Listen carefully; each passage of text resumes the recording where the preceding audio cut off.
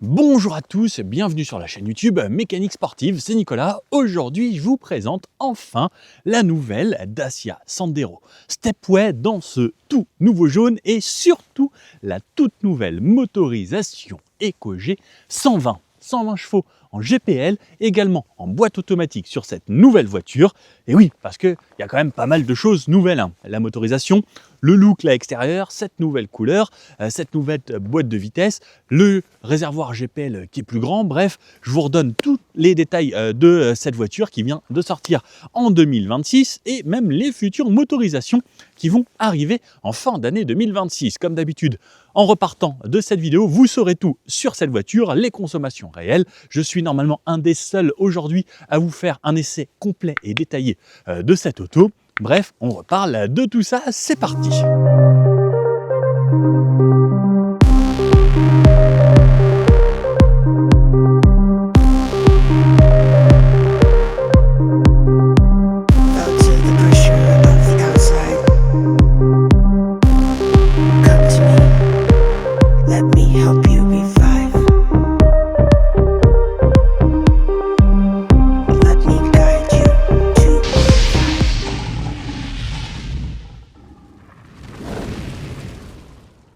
Bon, la Sandero, ça reste la Dacia la plus vendue. Il s'est vendu 10 millions de Dacia déjà. Ouais. Les deux principales ventes de chez Dacia, c'est la Sandero, la plus vendue, 3,5 millions sur les routes. Et le deuxième, 2,8 millions, c'est le Dacia Duster. Je sais que sur la chaîne, vous aimez beaucoup ces voitures. Ça reste une des marques les plus vendues également en France. Et en particulier, c'est la marque qui se vend le plus avec les Sandero et Sandero Stepway, qui sont les modèles les plus vendus en France. Donc, là, la nouveauté valait le coup. Est-ce que vous aussi, vous êtes content que j'essaye ça aujourd'hui? Moi aussi. La Sandero Stepway, c'est 4,10 m de long, 1,79 m de large, 2,02 m avec les rétros déployés qui sont maintenant d'ailleurs électriques. Et donc on appuie sur un petit bouton et ça se rabat électriquement. Ça, c'était une demande qui avait été faite. C'est arrivé sur Duster il y a quelques temps. Ça l'est maintenant également donc sur les Sandero. Et 1,59 m de haut, toujours avec ces barres de toit modulables qui sont un des plus gros atouts de chez Dacia également. On a une voiture qui est plutôt légère, entre 1150 kg et 1250 kg selon les versions, que l'on ait une version GPL comme ça, ou celle avec le moteur TCE 110 qui sera, elle, la plus légère, parce que pas d'hybridation, etc. Ou la version hybride 155 qui arrivera en fin d'année, qui sera, elle, un petit peu plus lourde, parce que justement, on rajoute une batterie. C'est le même moteur qu'il y a sur le Bigster, qu'il y aura également sur le Duster, qu'il y a également sur les Renault Symbioz, sur la Renault Clio, la nouvelle, avec ce nouveau moteur 1,8 litre qui consomme beaucoup moins et qui est hyper efficient. Bref, j'ai hâte de le tester également. Ils se sont dit qu'on va le mettre, aller sur les Sandero Stepway. La priorité, c'était de le mettre sur Jogger. C'était la première de chez Dacia à introduire les motorisations hybrides. Et ensuite, maintenant également, on renouvelle tout ça, puisque l'hybride, vous savez, ça marche de plus en plus. Et par exemple, le Jogger, 30% des ventes quasiment sont en hybride. Ouais, ce qui est plutôt pas mal. L'avantage de la Stepway, c'est qu'elle est surtout positionnée un petit peu plus haut qu'une Sandero normale.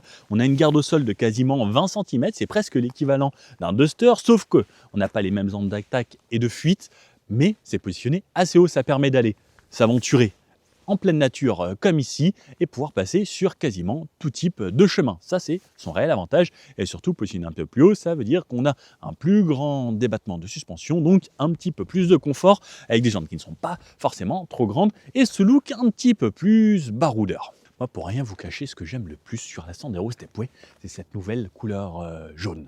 Elle sera d'ailleurs disponible en 7 couleurs, jaune, blanc, bleu, gris, vert, noir et un autre gris un petit peu plus spécial. Motorisation GPL, EcoG 120 aujourd'hui. Ils ont augmenté également la taille du réservoir, 50 litres maintenant de GPL et 50 litres d'essence. Ils annoncent jusqu'à 1450 km à peu près en cumulé avec ça. Avantage, boîte automatique disponible à double embrayage, comme sur les voitures les plus récentes, sur cette nouvelle Dacia. Boîte double embrayage sur une Dacia, on se dit « Ah ouais, quand même, ça a bien évolué ». Également, l'EcoG sera disponible en boîte manuelle. Et ben ouais, ça, c'est aussi un avantage. Vous avez le choix, soit l'automatique, soit la boîte manuelle. Moi, personnellement, je choisirais la boîte automatique qui sera un régal et surtout beaucoup plus simple au quotidien. Vous démarrez, pied sur le frein, hop, drive et c'est parti. Là, je ne sais pas à quoi ça sert ce truc-là pour tous les jours. N'hésitez pas à me dire si vous préférez la boîte manuelle encore ou la boîte automatique. Moi, personnellement, je ne peux plus me passer des boîtes automatiques. C'est un calvaire aujourd'hui d'utiliser une boîte manuelle pour moi. La boîte automatique consomme un tout petit poil plus, mais franchement, pour le gain de confort au quotidien, je m'en fiche totalement, même si c'était 1 litre de plus. Ça, c'est couplé donc au nouveau moteur 3 cylindres 1 litre 2 que l'on retrouve également chez Renault, qu'on peut avoir sur un Austral, etc., avec quelques toutes petites modifications.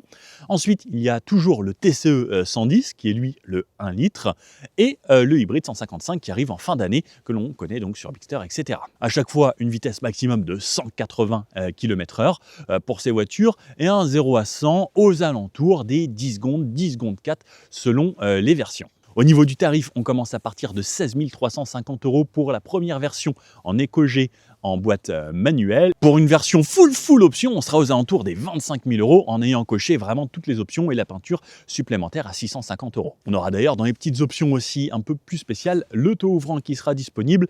1 000 € avec le pack navigation qui est inclus. En fait, c'est un cumul des deux, 1 000 € pour nav et toit vitré. Ça peut être un petit plus également, même pour la revente. D'ailleurs, j'ai entendu dire hier par le directeur France de Dacia que les ventes de chez Dacia, ça se passait super bien. Donc ça se vend super bien, ça se revend d'occasion également super bien. Ça, c'est une bonne nouvelle également pour garder une bonne cote. Et le fait qu'il y ait beaucoup de voitures qui sortent et beaucoup de voitures en concession, etc., eh bien, ça permet d'en avoir pas mal avec une bonne cote. Donc quand vous achetez une Dacia, moi j'ai regardé un moment pour m'acheter une Dacia plutôt que ma Twingo. Et bien en fait, ça coûtait plus cher qu'une Twingo. J'étais là genre, flûte alors. Après, ouais. C'est pareil, ça tourne bien, c'est très demandé, c'est recherché, ça se vend bien, c'est fiable. Voilà. Vous roulez en Dacia, vous ? Bon alors, face avant, qu'est-ce qui change sur cette voiture ? Eh bien, c'est ça déjà, les blocs optiques. Donc, on retrouve du feu LED, toujours les pleins phares à ampoule, mais une nouvelle signature lumineuse qui sont appelées pixels, avec cette sorte de pixel ici, c'est 2 barres sur le dessus, et toujours donc les feux de croisement en LED. On aura également les pleins phares automatiques. Alors ça, c'est une nouveauté chez Dacia grâce aux caméras là-haut qui vont détecter s'il y a des voitures qui arrivent en face ou pas. Donc de nuit, vous pouvez mettre le mode plein phare automatique. C'est plutôt agréable à la campagne ou autre. Plus tous ces points un petit peu typés pixels pour rappeler justement les points qu'on va voir dans les blocs optiques. Nouveauté également, c'est qu'on peut avoir des caméras sur les côtés. Donc pour avoir une sorte de pack. C'est pas un vrai 360, mais ça permet d'avoir un peu comme sur Duster, voir au niveau des roues ce qui se passe sur les côtés, également à l'avant et à l'arrière. Ça reste, on va dire, un réel plus. Donc avec une caméra ici, le nouveau logo Dacia qu'on connaît maintenant depuis quelques temps. Ce capot qui reste le même. En fait, la voiture ne change pas radicalement. C'est plus un beau petit restylage qui amène un peu de modernité, mais surtout cette couleur, pour rien vous cacher, là, avec ce petit soleil et tout ce décor, moi, personnellement, je suis super fan. Sous ce capot, comme je vous disais, donc soit le 1 litre 2, soit le 1 litre, soit le 1 litre 8. Donc Éco-G 120 manuel ou automatique, TCE 110 en boîte manuelle ou l'hybride 155 en boîte automatique. Petit truc que je ne vous ai pas dit également, c'est que le moteur GPL, on a plus de puissance en GPL, c'est en GPL que nous avons 120 chevaux, par contre en essence on a 114 chevaux. Oui, le GPL donne un petit peu plus de puissance et ils ont dit donc Éco-G 120. Donc si vous voulez les 120 chevaux, il faudra rouler en GPL, ce qui est un avantage puisque ça coûte environ 30% moins cher de rouler au GPL. Ensuite, ils ont pris le Starkle, donc qu'ils avaient inventé chez Dacia avec ces petits points un petit peu mouchetés comme ça sur ces parties-là qui viennent élargir. Pareil, ils ont changé la face avant, ils ont rajouté des petits carrés ici pour garder ce côté pixel. Ça lui va pas trop mal, moi j'aime bien, ça la modernise et ça la rend un petit peu plus fun et elle a l'air plus dynamique et surtout plus moderne. Parce que c'est vrai que Dacia à l'époque c'était tristoun. Aujourd'hui, franchement, il n'y a aucune honte à rouler en Dacia et ça a même vraiment du style, moi j'aime bien. Toujours le ski teinté dans la masse et ensuite le Starkle qui vient là et qui vient sur les arches de roue, qui fait le tour de la voiture. Bref, elle a du style. Sur le côté, ça reste donc la Sandero Stepway, 4,10 m de long comme je vous disais. Toujours les barres de toit ici, donc qui peuvent supporter facilement 80 kg et qui sont modulables assez facilement. Donc toujours avec la petite clé BTR que l'on retrouve dans sa boîte à gants. L'entourage des fenêtres toujours pareil avec les joints, la simplicité. Les rétroviseurs sur cette version extrême donc qui sont teintés un petit peu cuivrés. Le petit rappel sur les côtés avec les stickers, avec ces petites bandes pour donner le petit côté outdoor de chez Dacia qu'ils aiment tant. Les poignées type frigo assez simples, faciles à prendre en main et très simples. Donc les arches de roue tout en Starkle comme je disais qui reprend ce qu'on a sur l'avant ici qui vient faire le tour. Les jantes ici, donc, si je dis pas de bêtises, c'est du 16 pouces, voilà, 16 pouces en jante alu. Selon les finitions que vous allez choisir, on a la Essential, la Expression et la Extrême. La Extrême, c'est celle qu'on a aujourd'hui, donc la finition la plus haut de gamme, avec un intérieur spécifique et ces petites touches à l'extérieur qui font qu'on reconnaît directement une Extrême, que ce soit un Bigster, un Duster, une Sandero Stepway. Les Extrêmes ont toujours ces coques de rétroviseur typées bronze. Petit rappel de clignotant ici. La simplicité sur le côté, comme je vous disais, pas de réelle évolution au niveau du châssis ou autre, c'est vraiment plus esthétique et moteur. Un petit coup en 3/4 arrière parce que c'est toujours assez joli les 3/4 arrière. On peut voir directement sur le 3/4 arrière ces nouveaux blocs optiques, également avec ce style pixel, 2 lignes, une sorte de petit point, feu à LED. Non, je crois pas. Si, peut-être. Est-ce qu'ils sont assez forts chez Dacia pour mettre des ampoules et que ça ressemble à du LED? Faudrait que je demande la confirmation. Ou si vous le savez, dans les commentaires, n'hésitez pas. Le bandeau ici, donc assez sympa avec le Dacia qui est dedans. Donc ils l'ont pas marqué en blanc comme c'était à l'époque.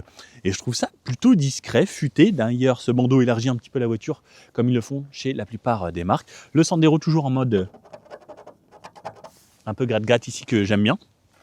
La simplicité, l'antenne type requin. L'antenne type requin chez Dacia, messieurs, mesdames. Avant, c'était ce truc-là, tout moche, tout fin, torsadé. On arrive quand même sur des voitures qui évoluent quand même pas mal. Et Dacia, chaque année, m'impressionne quand même parce qu'ils gardent des prix assez contenus et ils font des véhicules de plus en plus sympas. Et donc là, plein arrière, juste pour vous régaler.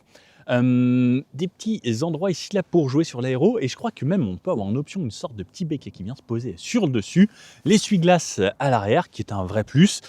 Donc là les feux on les voit un petit peu mieux avec ce bandeau qui élargit la voiture. Le bas ici toujours Starkle comme on retrouve un petit peu partout, donc c'est ce plastique recyclé, et le ski toujours teinté dans la masse comme chez Dacia, on connaît bien. Ce qui est bien c'est que ces peints là, on a quand même beaucoup de parties peintes, ce qui nous amène une voiture plutôt jolie esthétiquement. Dans le coffre, on a 410 litres de chargement, donc toujours le déverrouillage électrique, mais ensuite il faut lever à la main. Vous avez vu, hein, en fait, il n'y a pas besoin de forcer énormément, juste on lève un petit peu jusqu'ici. Et ensuite, ça s'ouvre automatiquement. 410 litres de chargement, alors moi, ça me permet ici de mettre mon énorme sac. Voilà. Hop. Vous me connaissez. Je sais que si je ne le fais pas, vous m'engueulez. En dessous, on aura le réservoir GPL. Donc si on n'a pas de version GPL, on pourra avoir en dessous une roue de secours sur la TCE 110 uniquement, pas sur les autres versions. 410 litres, vous me connaissez. Alors même si j'ai mal partout, je commence à être tout cassé. Qu'est-ce que ça va être à la retraite? Les 410 litres, bien entendu, le Nico passe sans aucun souci. On a un crochet d'attelage de ce côté-là, au cas où on a besoin de se faire remarquer. La plage ici en dur, 2 sacs, enfin 2 crochets pour les sacs là-bas. 2 également ici, et la petite ampoule de ce côté-là pour avoir un éclairage dans le coffre. Vous pouvez voir que c'est quand même assez profond. Et on peut également mettre le plancher sur plusieurs niveaux si l'on souhaite. Ils ont même fait un autre truc intelligent, c'est qu'on peut le bloquer comme ça si on veut ranger des choses ici et séparer là-bas. Bref, allons voir à l'intérieur maintenant ce qui s'y passe. Alors, au niveau des places arrière, bon, pas de réelles évolutions comparé à avant. Une portière toujours tout en plastique ici sur l'arrière, assez basique. La simplicité, avec quand même la commande de vitre électrique ici. Ensuite, lorsque je rentre, alors, je viens m'insérer ici, donc Nicolas, moi je fais 1m80 m, donc assez grand le bonhomme. Eh bien, j'ai de la place au niveau de la tête. On a une poignée ici pour se tenir au cas où. C'est plutôt large, c'est spacieux ici au niveau des jambes. J'ai de la place sous les sièges, alors ça c'est extraordinaire. J'adore pouvoir mettre mes jambes sous le siège, comme ça me permet de les étendre un petit peu. Ce qui est bien, c'est que ce n'est pas une voiture électrique. Donc regardez ma position, je suis quand même plutôt bien assis. J'ai de la place au niveau des épaules, j'ai le petit accoudoir ici. Les vitres sont assez grandes également à l'arrière. Même moi, si je suis grand, j'ai le regard presque à ce niveau-là. Mais en fait, c'est quand même très spacieux et lumineux à l'intérieur, malgré un intérieur tout noir, comme vous pouvez le voir. Avec une texture ici assez spéciale, mélangée à du tissu, qui est plutôt agréable. Et comme c'est une finition extrême, on a des petites parties vertes avec les surpiqûres un peu bronze également, cuivrées sur le haut. C'est plutôt joli. 2 fixations Top Taser Isofix sur les sièges d'extrémité. Et pour confirmer, un an il n'y en a pas à l'avant, donc 2 sièges bébés à l'arrière si vous avez des enfants. Les poches, on en retrouve 2 ici, un U-clip ici d'ailleurs, n'hésitez pas à me dire si le U-clip vous trouvez ça utile ou pas. Un port USB-C pour recharger à l'arrière tout de même, plus 2 à l'avant, c'est-à-dire qu'on a quand même de quoi recharger ses smartphones, tablettes, etc. Ce qui est plutôt pas mal. Poignée de l'autre côté pour tout le monde sauf le conducteur. Troisième ceinture directement sur la banquette, ça c'est une bonne chose également. La banquette qui se rabat en 2 tiers, 1 tiers tout de même, donc en tirant la petite lanière juste là. Et ce qui me permet d'avoir un plancher quasiment plat lorsque le plancher dans le coffre est sur le niveau le plus haut. Hop là. On a un petit tunnel central ici, ce qui va voir, c'est lorsque je suis au milieu. Alors l'avantage c'est que cette banquette est toute moussée partout et que c'est en une seule partie, eh bien c'est plutôt confortable et le dossier est également confortable. Donc ils ont pensé à tout parce que souvent on peut avoir 3 enfants à l'arrière, eh bien les 3 enfants seront quand même assez contents.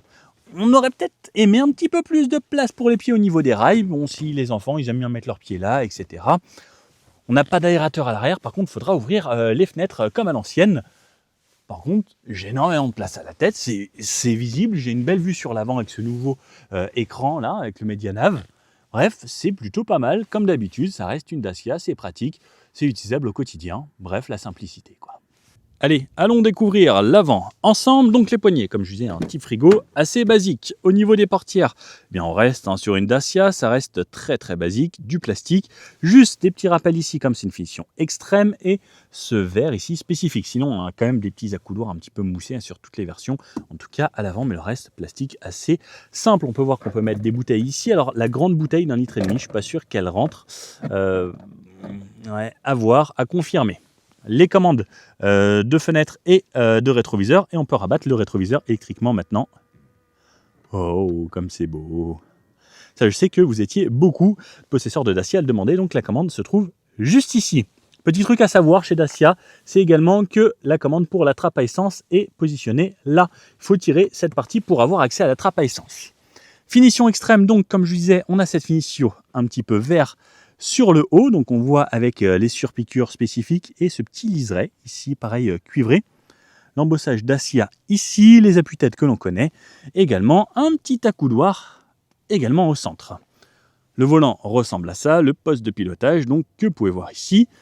Les petits avantages de ces Dacia, c'est le MySafety perso, ici où on va pouvoir régler ses aides à la conduite, en désactiver certaines. Le volant chauffant, puisqu'on a le pack qui va bien. Le LPG, puisque c'est une version GPL ici, et non, ça c'est la boîte à fusibles, je me suis dit, oh trop cool, ils ont mis un petit rangement. Mais non.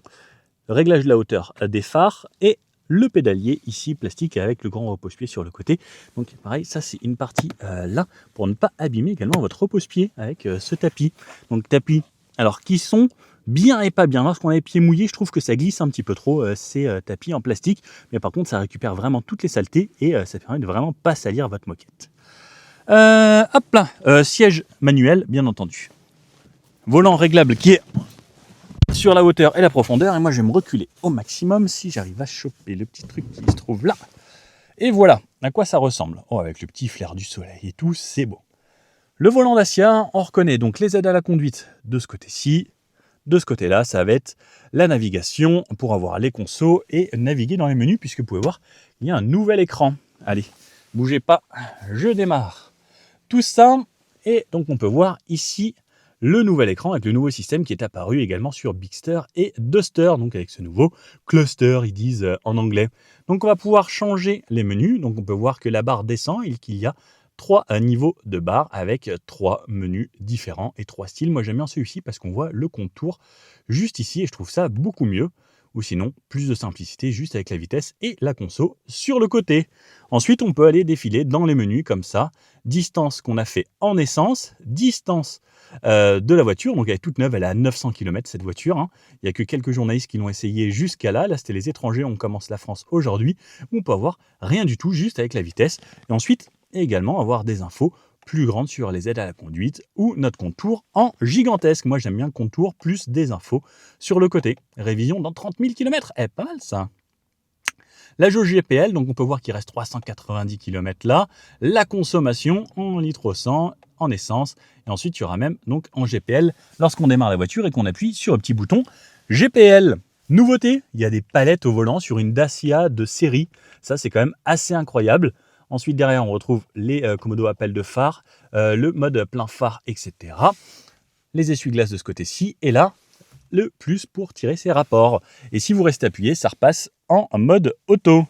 Bref, ça c'est plutôt pas mal. Le volant, on le connaît lui chez Dacia, assez standard. Toujours le petit support de téléphone ici, avec en plus un port ici pour seulement recharger. Pas la connectivité, mais on a Android Auto, Apple CarPlay sans fil si l'on souhaite. Également, si je démarre la voiture, donc là il fallait la démarrer parce que ça faisait longtemps qu'elle était à l'arrêt pour que je vous tourne la petite intro. Et regardez, donc ici on a le menu, toujours tactile, le grand écran ici donc de 10 pouces maintenant, avec toujours les réglages, l'accessibilité, les menus, le téléphone, le CarPlay et l'Android Auto sans fil. Moi je le mets en filaire, je préfère toujours. Ensuite, nouveaux aérateurs, donc avec... Ouh, j'ai fermé la voiture. Ouverture, avec ces sortes de trucs un peu pixels qui ressemblent à ce qu'il y a dans les nouveaux feux. Toujours ça que l'on connaît chez Renault et le groupe depuis la Clio 2, donc qui est top au final pour le volume, la radio changée, etc. Le bouton pour démarrer la voiture qui se trouve juste ici. Ensuite, regardez, siège chauffant sur une Dacia, verrouillage du véhicule, la touche warning, désactiver le start and stop, le mode éco et le siège chauffant pour le passager. Un peu plus bas, on retrouve les commandes de clim, donc plus ou moins, et la température que je règle ici. Et où est-ce que je veux me faire ventiler à cet endroit-là. Moi, j'aime bien, hop, allez, viens, reviens, ce mode-là. Ensuite, des embuages avant, des embuages arrière, recyclage d'air et la clim si je veux l'activer. Ensuite, plus bas, on a un mode ici off-road, 2 ports USB-C et la prise allume-cigare. Un chargeur par induction qui est également une nouveauté chez Dacia. Et surtout, ça, la boîte de vitesse automatique, maintenant avec ce petit levier ici.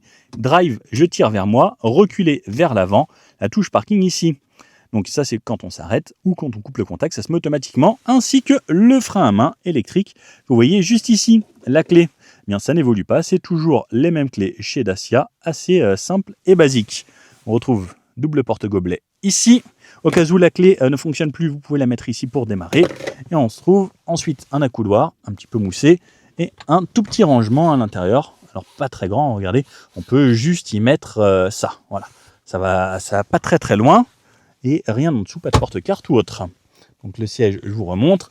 Portière, c'est la même de l'autre côté. Aérateur, on en retrouve un là-bas. Et la planche de bord en verre sur cette finition extrême. On a par contre ça qui est une nouveauté, où il y a une caméra maintenant. Ça, c'est pour les nouvelles aides à la conduite, et passer l'Euro NCAP, tout ça.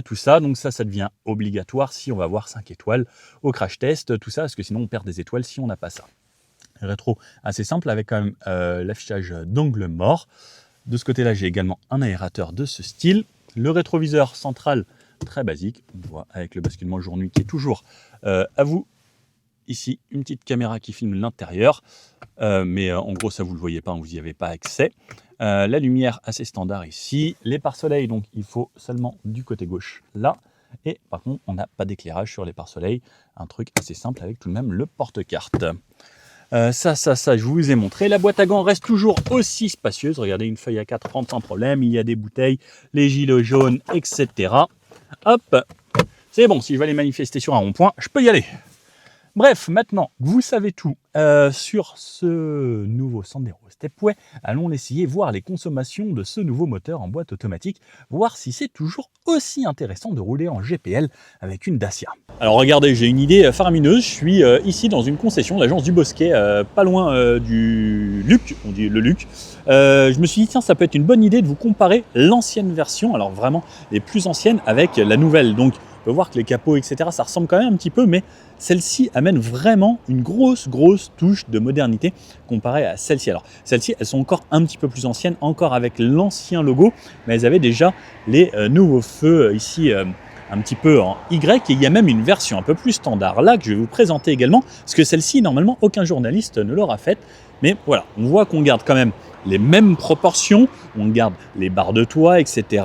Toujours les mêmes portes, les côtés, juste le Starkle qui change, et on peut voir vraiment que le pare-choc et toute la partie avant, ici, il y a une réelle différence.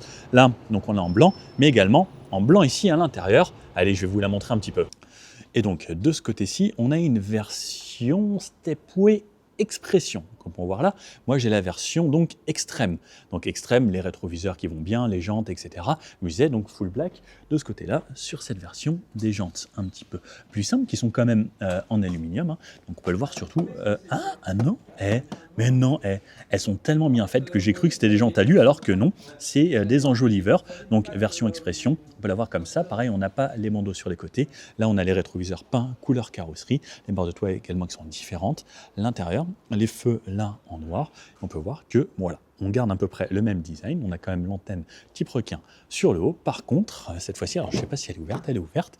On a ce style qui différencie vraiment avec l'intérieur. Alors quand même, les surpiqûres ici, couleur cuivre, mais cette sorte de jean qui était faite pour différencier également ensuite l'intérieur, le tableau de bord, donc on n'a pas de verre, mais également donc ce textile ici, également que l'on retrouve juste ici. Je vous avoue que sur la version extrême, c'est un petit peu plus confortable, parce que ça en t-shirt, ça pique un petit peu la peau, c'est plus rêche, mais c'est plutôt sympa. Ensuite, on retrouve là, cette fois-ci, la boîte manuelle, donc dans cette version.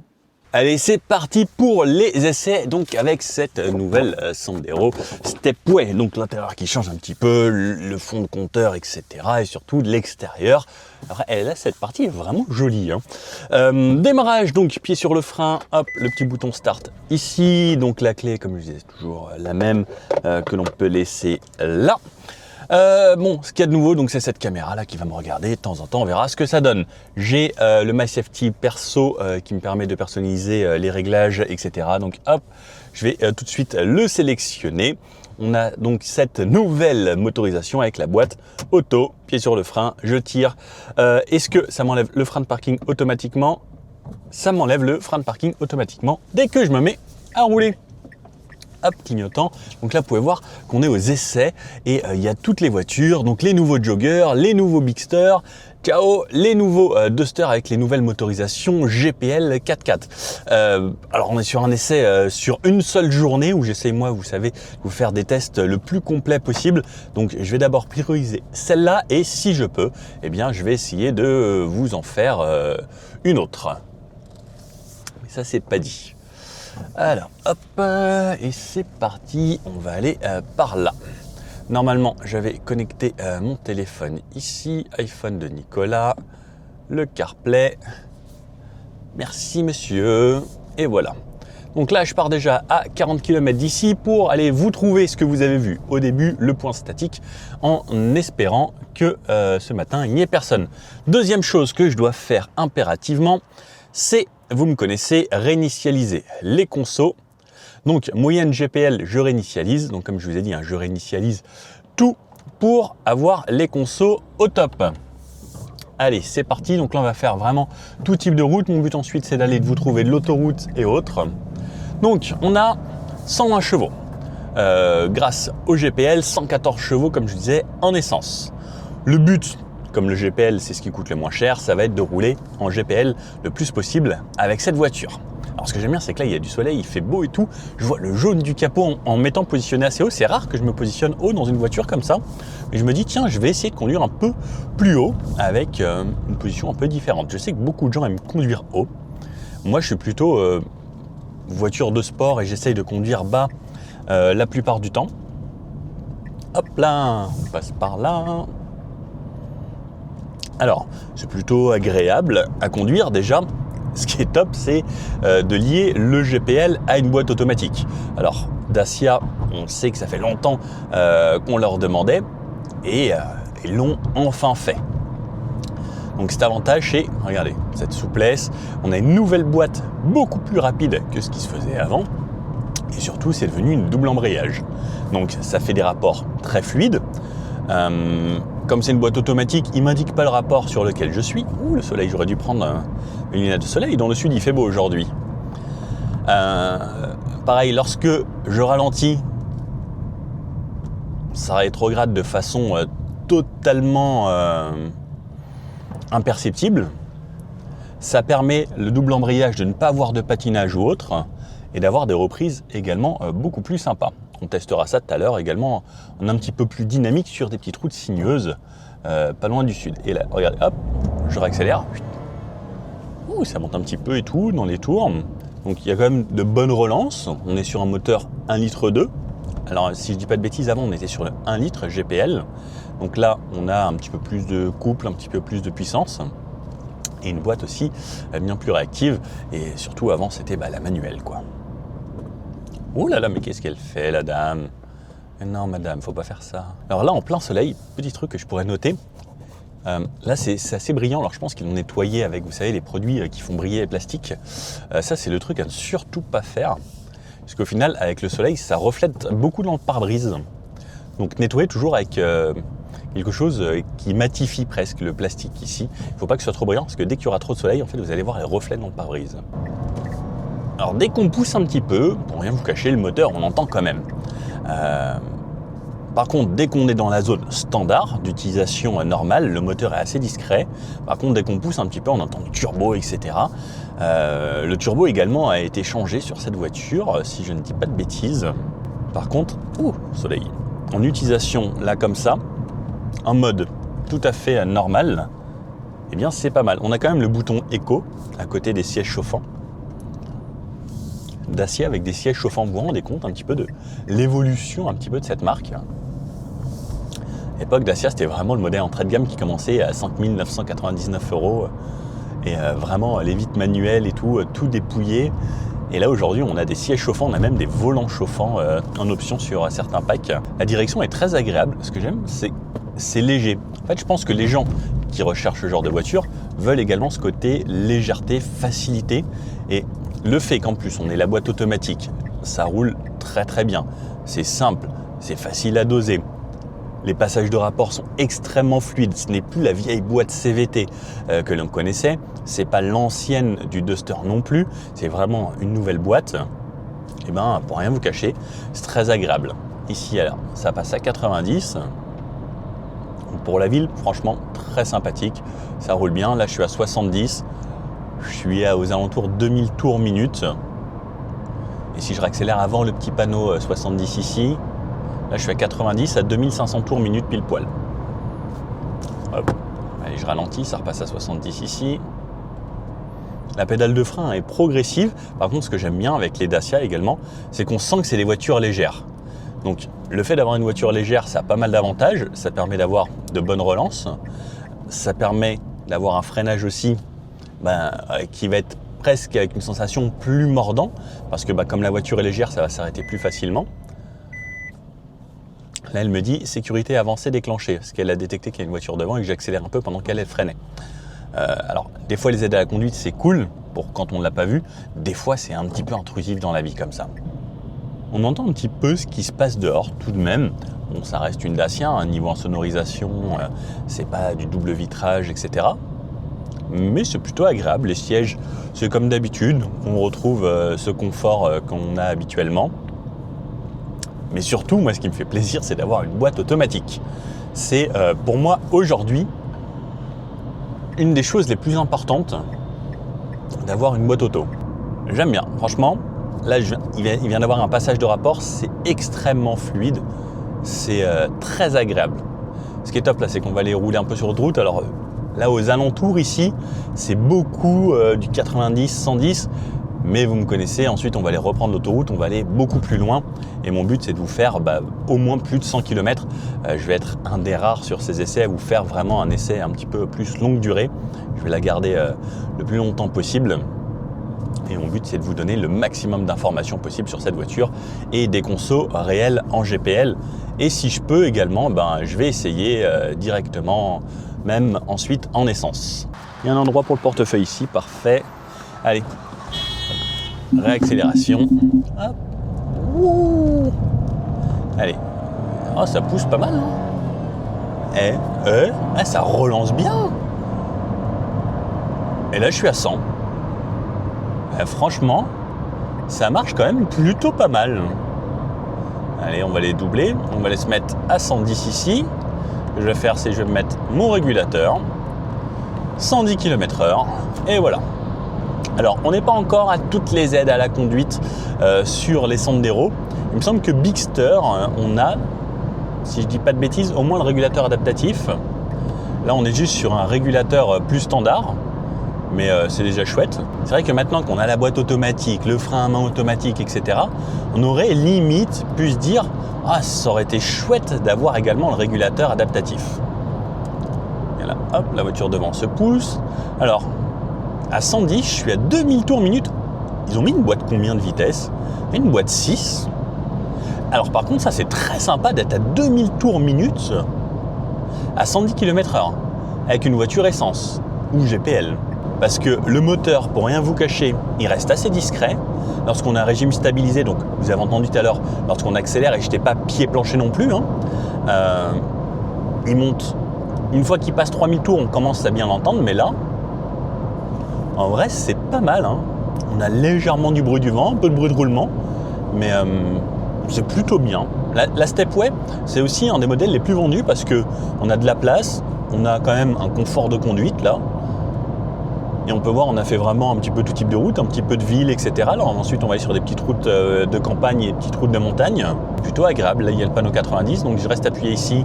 En restant appuyé, alors soit j'appuie petit à petit, ça baisse de km/h en km/h, soit je reste appuyé, ça baisse de 10 en 10 pour le régulateur. Donc là, hop, je suis en train de ralentir. Il faut faire attention parce que je crois qu'il y a quand même pas mal de radars par ici. Alors là, comme je suis en descente, je vais freiner un petit peu parce que comme c'est pas un vrai régulateur adaptatif, elle n'a pas le système de freinage comme ceux qui ont le régulateur adaptatif. Donc là, elle m'a tombé un rapport pour faire un petit peu de frein moteur également. L'avantage d'avoir un 1,2 litre comparé au 1 litre, c'est que c'est des pistons un petit peu plus gros, donc ça crée un petit peu plus de frein moteur.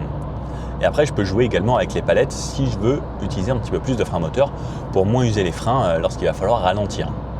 Donc là, j'ai 20 km à faire ici sur cette route. Normalement, je ne dis pas de bêtises, ça ne dépasse pas les 110. Là, sur la vingtaine de kilomètres, il faut vraiment partir beaucoup plus loin. J'irai après pour essayer un petit bout de 130 et me faire au moins un petit 50 km de 130. Et ça me permettra au moins de vous donner les consos réels de cette voiture. Alors, j'arrive à un péage, donc je ressors, j'ai fait une vingtaine de kilomètres ici. Et donc moyenne à 6,8 litres en ayant fait quasiment que du 110 on va dire. Vous achetez une voiture comme ça pour faire des économies, mais la France vous prend quand même tout ce que vous avez sur les péages. J'en suis à 3 € pour 20 km. Le start and stop qui redémarre et qui arrête la voiture à chaque fois également, avec les micro-hybridations, ça vous commencez à connaître. Là, on arrive sur des petites routes donc un peu plus sinueuses. Là, ça va faire que monter quasiment parce que j'essaye de vous trouver un bel endroit. Pour ceux qui sont fidèles à la chaîne, vous reconnaîtrez sûrement cet endroit. Je vous ai tourné plusieurs plateaux là-bas de présentation. Normalement, c'est plutôt un bel endroit. Et là, on a de la chance, il y a un peu de soleil. Ils avaient prévu de la pluie pour cet après-midi. Je me suis levé super tôt ce matin pour vous faire cette présentation. Ça pique un petit peu, mais je fais ça pour vous parce que je vous aime bien. Le moteur, par contre, donc lorsqu'on a monté et autres, on l'entend quand même pas mal. L'idéal, c'est de la laisser en boîte auto parce qu'elle sait en boîte automatique comment économiser au mieux et de faire en sorte que ça consomme le minimum possible et que ce soit le plus intéressant niveau rapport performance-consommation. Après, si vous voulez être un petit peu plus cool, relax, vous appuyez sur le bouton Eco ici. Le bouton Eco va mettre la voiture en mode Eco. Alors, là, il est passé en mode éco tout en haut à gauche.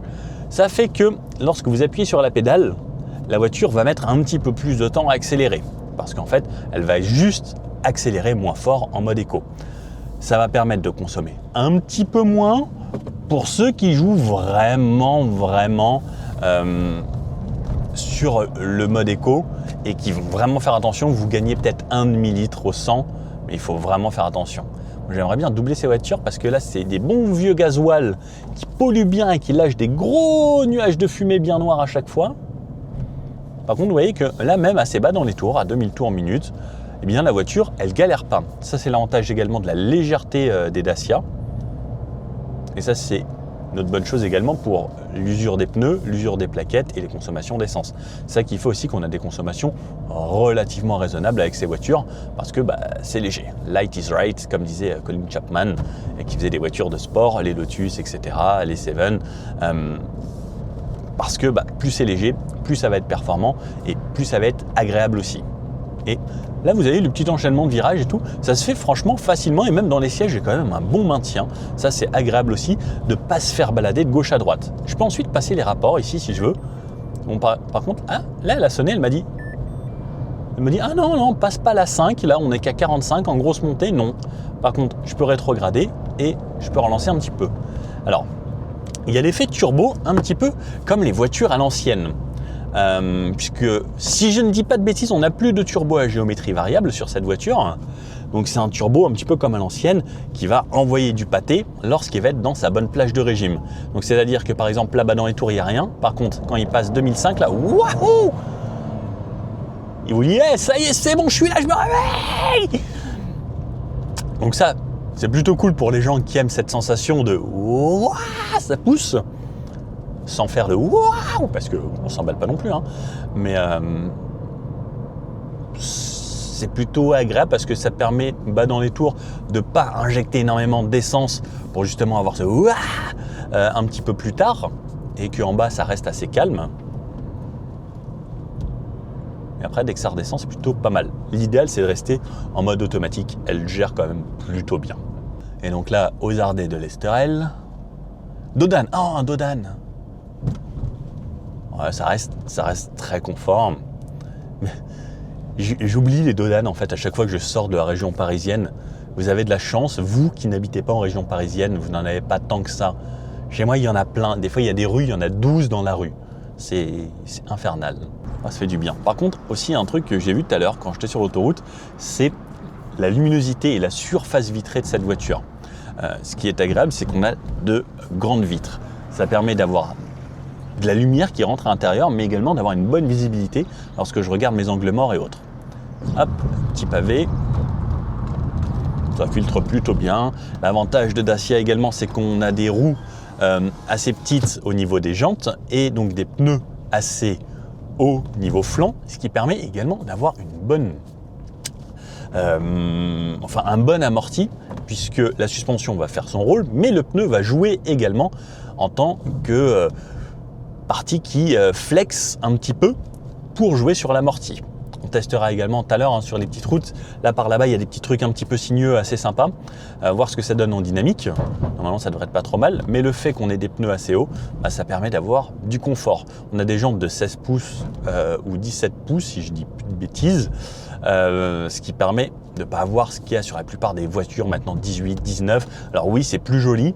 Ça coûte plus cher en pneus et également c'est moins confortable. Allez, juste pour rigoler, j'appuie sur le bouton LPG ici qui me désactive le GPL et qui cette fois-ci me passe en essence. Mais qu'est-ce qui s'est passé pour moi? Rien, regardez, je rappuie. Là, je viens de repasser en GPL. Il n'y a absolument aucune différence perceptible entre l'essence et le GPL. Même si on a un petit peu moins de chevaux, un petit peu moins de couple lorsqu'on est en essence, lorsqu'on se change et qu'on est en train de rouler, on ne verra absolument aucune différence. Ah, il est très gentil le monsieur, il se pousse. Ah super, merci monsieur le camion. Ah ça c'est super gentil. Ça c'est pas tous les chauffeurs de camions qui sont comme ça. Allez là on peut tester en dynamique. Donc on a une petite route ici à 80. On va voir ce que ça donne. Donc on sent tout de suite la légèreté de la voiture. Alors ça prend un petit peu de roulis, c'est une Dacia, il y a un point milieu ici qui est quand même très très neutre, c'est fait exprès, hein. C'est pour les utilisateurs de Dacia parce qu'on ne veut pas une voiture sportive, donc si je fais ça, il ne se passe pas grand chose et justement ça permet d'avoir plus de fluidité et en fait justement avoir une voiture plus typée confort. Ouh là là, ça tourne beaucoup ici, whoop. Alors on sent qu'elle ne se veut pas du tout sportive. Elle ne vous invite pas à conduire de façon dynamique. Elle veut surtout votre confort et que tout se passe bien. Donc hop, on peut arriver un petit peu fort. Ça tient quand même correctement la route. La boîte de vitesse aussi, oui, je suis encore en mode éco. C'est ce que je me disais. Elle ne tombe pas de rapport ou autre, donc elle ne veut pas relancer. Là, voilà. Hop, pas en mode éco, ça relance quand même beaucoup mieux. Et...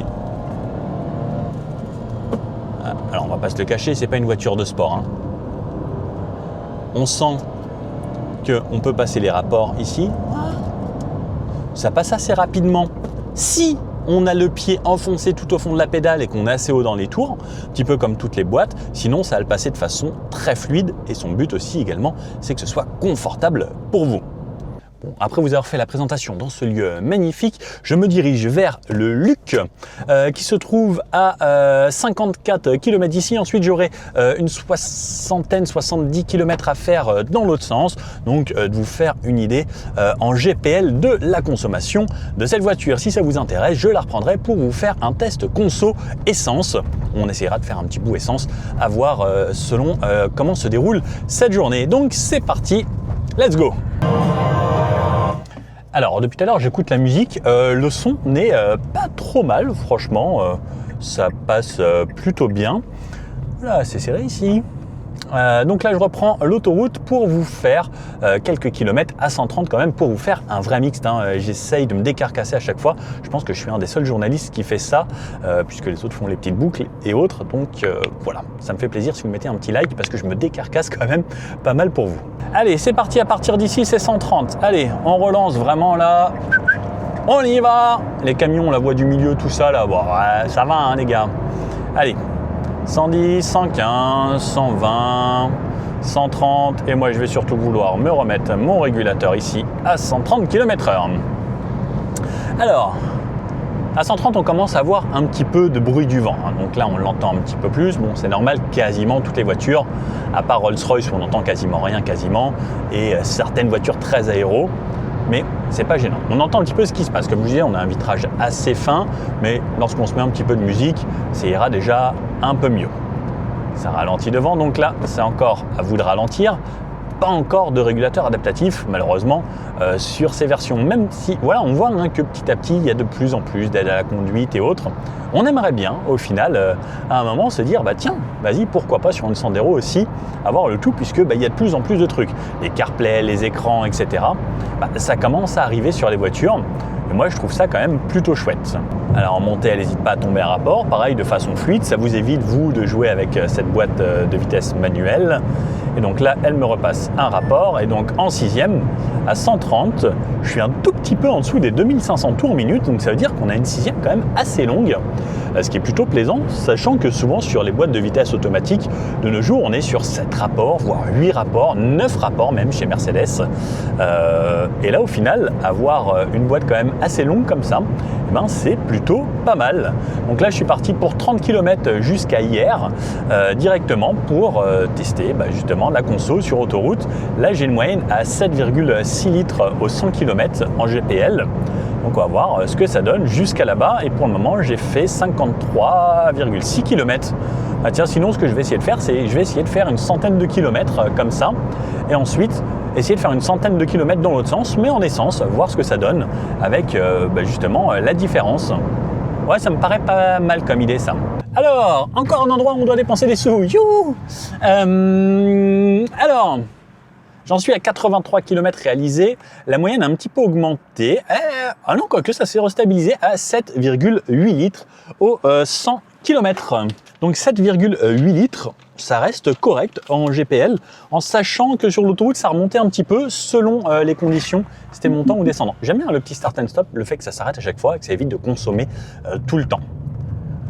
Bref, je continue jusqu'à 100 km pile poil. Il me reste donc 7,2 km à faire pour arriver à 100 km pile poil. Je vais improviser sur les petites routes par ici. Bon, vous commencez à me connaître, 99,9, 100 km, bougez pas, je m'arrête. Donc 100 km pile poil, juste ici, on a consommé 7,8 litres au 100 en GPL. Donc on peut voir donc maintenant la barre GPL, il me reste 330 km d'autonomie dans ces conditions. La voiture, donc là, pareil, on a fait 100 km. Et combien il nous reste d'essence d'ailleurs? 390. Et bien cette fois-ci, on va passer donc maintenant à la partie essence. Et pour ce faire, eh bien j'appuie ici sur LPG. Hop, ça change. Et cette fois-ci, je suis passé en essence. Je ne suis plus en consommation GPL. Et donc cette fois-ci, tout à l'heure, on a fait 100 mètres en essence, rappelez-vous, quand je vous ai montré comment ça fonctionnait.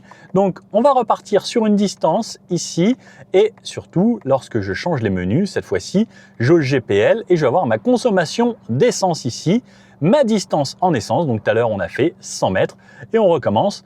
Et ce qui est top avec cette voiture, c'est qu'elle sépare bien à chaque fois le côté GPL du côté essence. Donc vous pouvez savoir, si vous ne réinitialisez pas à chaque fois, combien vous avez fait en essence et combien vous avez fait en GPL. Donc là, c'est reparti, on refait tout ça. Je recommence pas tout parce que entre l'essence et le GPL, il n'y a absolument aucune différence. Le moteur est déjà chaud. Bref, que vous rouliez en GPL ou en essence, c'est exactement pareil. On va juste voir la différence de consommation. On fait exactement le même chemin, mais dans le sens opposé. Vous savez qu'entre vous et moi, on ne se cache rien. Petit truc qui me dérange un peu, c'est que là, sur les petites routes de campagne, en virage, eh bien, je sens que la caisse travaille, puisqu'en fait, là, les montants bougent et j'entends un petit peu les craquements de... Bougez pas. Écoutez.